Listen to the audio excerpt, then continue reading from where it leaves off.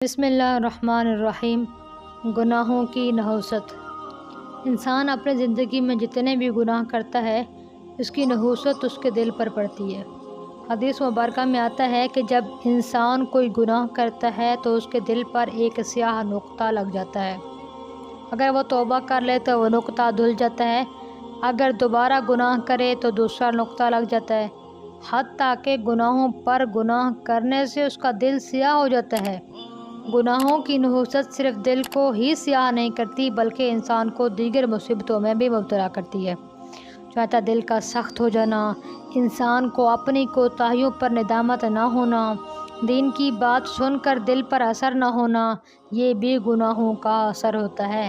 اور ایک اور اثر گناہوں کا یہ ہوتا ہے کہ انسان سے نیک اعمال کی توفیق چھین لی جاتی ہے۔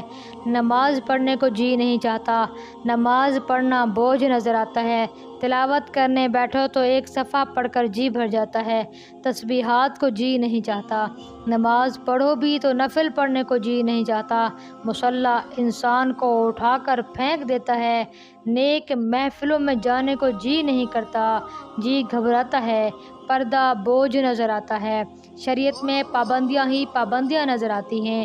تو یہ علامات ہیں کہ گناہوں نے انسان کے دل کو اتنا سخت کر دیا کہ وہ اب احکام شریعت انسان کو بوجھ محسوس ہوتے ہیں۔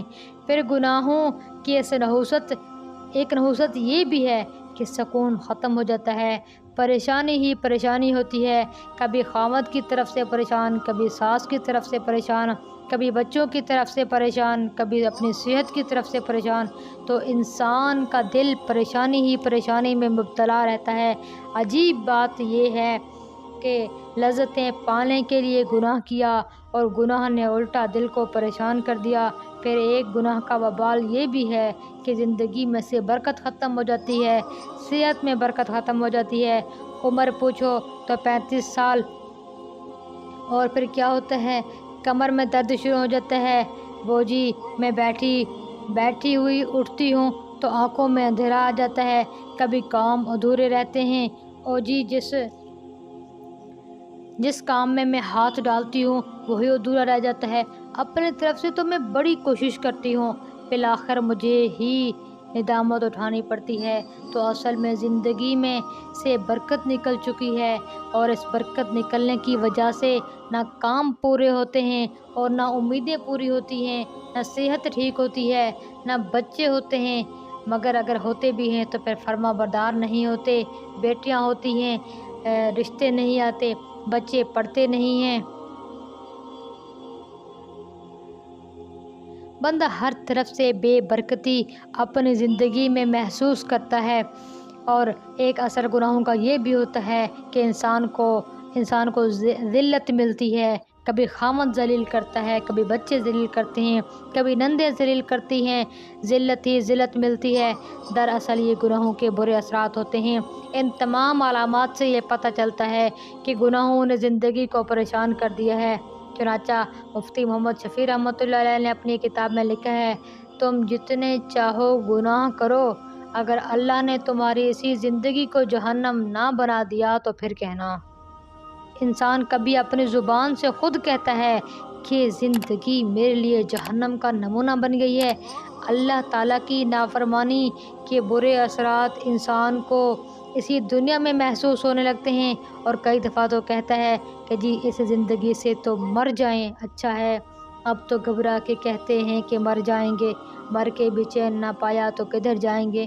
تو گناہوں کی وجہ سے انسان کو سکون نہیں ملتا، ایک پریشانی ختم نہیں ہوتی دوسری اوپر سے آ جاتی ہے، دوسری ختم نہیں ہوتی تیسری اوپر سے آ جاتی ہے۔ دراصل یہ گناہوں کے برے اثرات ہوتے ہیں۔ اور نیکی کے اثرات یہ ہوتے ہیں کہ انسان کا دل پرسکون ہو جاتا ہے، نیک عمل کی توفیق ملتی ہے، زندگی میں برکت ہوتی ہے، ہر طرف سے عزتیں ہی عزتیں ملتی ہیں، یہ نیکی کے اثرات ہوتے ہیں۔ اور فیصلہ تو ہمارے اختیار میں ہے کہ نیکی کے راستے کو اپنائیں یا گناہ کے راستے کو اپنائیں۔ کتنی عورتیں ہیں جو گناہوں کا روگ پال لیتی ہیں، مخلوق کی محبت میں گرفتار ہوتی ہیں، جیتے جی مری ہوئی ہوتی ہیں۔ نیک بندہ تو زندگی میں ایک مرتبہ مرتا ہے اور یہ بیچاریاں روز جیتی ہیں اور روز مرتی ہیں۔ کبھی دل ٹوٹتا ہے، کبھی امیدیں پوری نہیں ہوتی۔ جس سے محبت کرتی ہے وہ ذلیل کرتا ہے، تو کیا فائدہ اس گناہوں سے بھری زندگی کا۔ انسان عقل کے ناخن لے، اللہ تعالیٰ کی فرما برداری کو اختیار کرے تو اللہ تعالیٰ اسی دنیا میں اس کو جنت کے مزے عطا کرتے ہیں۔ امام ابن تیمیہ رحمۃ اللہ علیہ لکھتے ہیں کہ جس بندے کو اللہ نے جنت دینی ہوتی ہے، مرنے سے پہلے اسی دنیا میں اس کو جنت کا مزہ آنے لگتا ہے۔ آئیے ہم بھی اپنی زندگی پر غور کریں کہ کتنے گناہ ہیں جن میں ہم مبتلا ہیں، ان سے توبہ کریں، اللہ تعالیٰ کے نیک کام کریں، اللہ سے دوستی لگائیں۔